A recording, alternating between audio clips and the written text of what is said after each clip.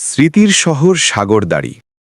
আমরা এখন দাঁড়িয়ে আছি বাংলা সাহিত্যের কালজয়ী মহাকবি মাইকেল মধুসূদন দত্তের সেই আজন্ম লালিত বাসভবনে, যে ইটের দেয়ালে মিশে আছে হাজারো ইতিহাস আর এক অমর কবির শৈশব।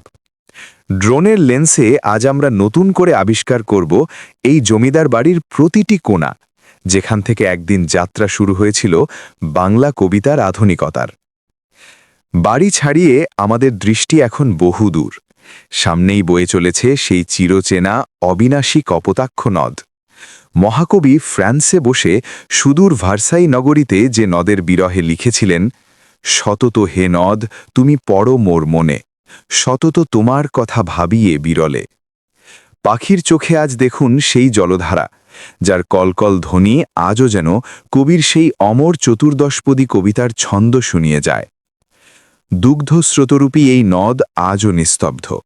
সময়ের স্রোত বয়ে গেছে অনেক, কিন্তু কপোতাক্ষের তীরের এই শান্ত প্রকৃতি আজও যেন মহাকবির অপেক্ষায় প্রহর গুনছে।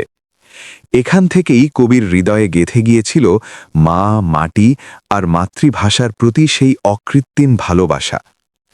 নদীর মায়া কাটিয়ে আমরা আবার ফিরে আসছি সেই স্মৃতি বিজড়িত আঙিনায়, যে স্থাপত্য শুধু ইটের গাঁথুনি নয়, বরং আমাদের সাহিত্যের এক বিশাল বাতিঘর। দূর পরবাসে থেকেও কবির মন বারবার এই নীড়েই ফিরতে চেয়েছিল। আজকের এই আধুনিক ড্রোন শটে ধরা পড়ল সেই চিরন্তন আবেগের এক টুকরো প্রতিচ্ছবি। সাগরদাড়ি আর কপোতাক্ষ, এক অমর সম্পর্কের নাম, যেখানে ইতিহাস আর কাব্য আজও হাত ধরাধরি করে চলে। মহাকবির স্মৃতির এই আঙিনায় আপনাদের সাথে থাকা এই যাত্রাটি কেমন লাগলো জানাবেন। সাথে থাকুন ইতিহাসের খোঁজে।